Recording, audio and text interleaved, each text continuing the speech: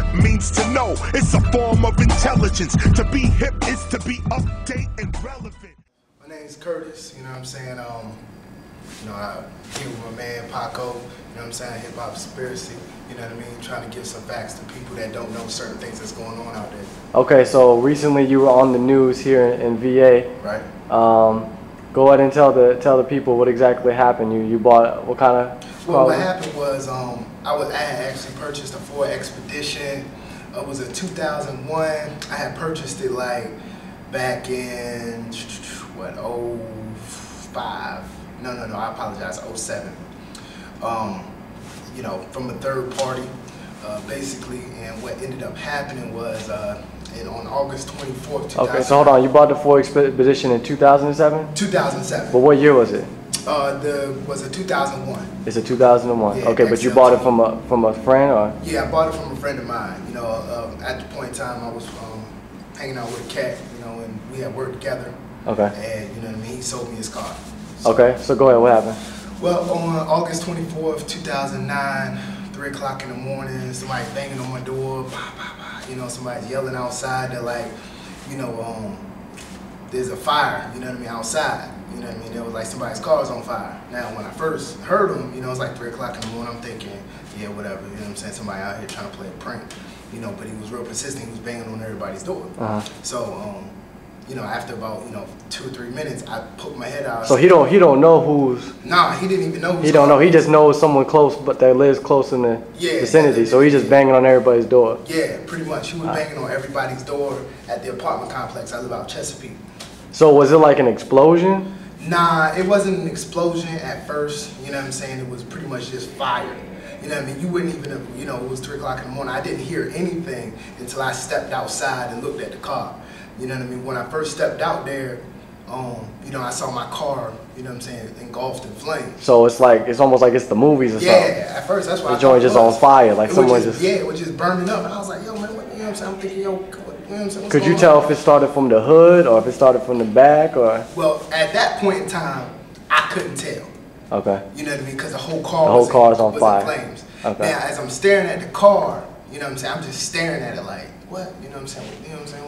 I mean, whatever. And then the guy was like, yeah, your car, you know what I mean? It started, like I saw smoke coming out the hood, and then I seen fire coming out the hood.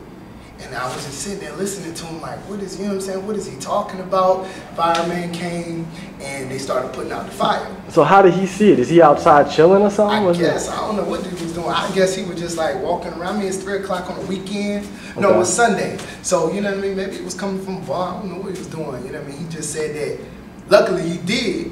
You know what I mean? Because, you know, if not, you know, it could have been a lot more dangerous. But he said he was parking, you know what I mean, going to his house. And pretty much what happened was he saw the fire. You know what I mean? He just started knocking on everybody's door at the complex. Wow. So okay, so after then, what, you guys calling the police? Well, he had already called the fire department. Okay. And I'm just sitting there watching my car burn down. You know, at that point in time, I was like, man, this is crazy. You know, I didn't really know what to think. Okay. Pretty much what had happened was that the fireman, as he put it out, he gave me the fire report. Okay. And I was like, yo, did you see where maybe the fire would have came from? He was like, the concentration was from the hood. He was like, it looks like, he asked me what year my truck was. So when after he told me, I was like, all right, after I told him. You told him what year it was? Yeah, I told him it was in 2001. He said, yeah, that was one of the ones that had a recall. This looks like a recall issue.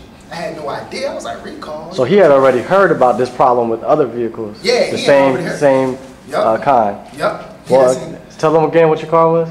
It was a Ford Expedition 2001 XLT. 2001. You know what I mean? Really didn't have too many maintenance on, too many maintenance issues with it other than, regular stuff, you know what I mean? Okay, so, all right, so after this, let's fast forward a little bit. After this, the car is on fire. I'm guessing they totaling it, right? I mean, they towing it. Well, see, that was the crazy part. Because, see, it happened at 3 in the morning, right? Uh-huh. You know what I'm saying? Just keep going. It happened at like 3 in the morning. Uh-huh. You know what I'm saying? And once it happened, like I had to go on the computer, put my VIN number in, and it showed that my car was a, recall vehicle. Well, at that point in time, what I ended up doing was calling Ford. Okay. And I was like, what do you want me to do with the car? You know what I'm saying? Because I ain't want to move it, and then they say I moved the evidence. You see Now, what I'm saying? when you call Ford, did they say that they have heard of this situation, this recall before, or this problem happening before? Yeah, matter of fact, the lady on the phone told me that my car, she was like, yeah, but based off your VIN number, this is one of the cars that should have been. Okay, so it wasn't nothing new. They knew what was up. And this actually, when I did some research, they started the recall like in 2005. You see what I'm saying? Yeah, like in 2005. So they knew about this. You know, okay. Well, anyway, so. Now hold on. Back when you got it from your boy, he never told you there was any prior problems with it? Everything was fine? Okay, all right, keep going. He didn't know nothing about it, you know what I'm saying? So anyway, you called them up and they. I called them up. They were like, they took down my VIN number. I put in a claim. And at that point in time, he was like, the representative, they were like, it's going to take 15 business days for our legal department to get back to you in regards to your claim. I was like, so what you want me to do with the car? You know what I'm saying? I had no car during that point in time. Man, I had to get back and forth to where I need to go during the day. So they just want you to put in the claim and wait? Yeah, wait 15 days. Okay. So mind you, the car is burned up in front of my apartment complex. And they won't move it? They won't move it. So I had to pay for the towing, pay for the cleaning. Well, what about damage to other cars? There was 2 other cars that were damaged, and there was apartment complex. So who paid for that?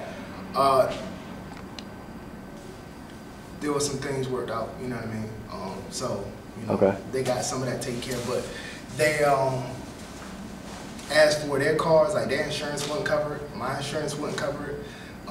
They were saying that, you know, this is something that Ford, you know, is a defect issue, so that's why they, you know what I mean, the insurance companies pretty much backed out of it. Okay, so up to date, have you got reimbursed? Have you got? We've come up with a resolution. Okay. You know. Okay, you probably can't go into that, but are you pleased with it? Nah. Not pleased with it? I have. It's pretty much like this.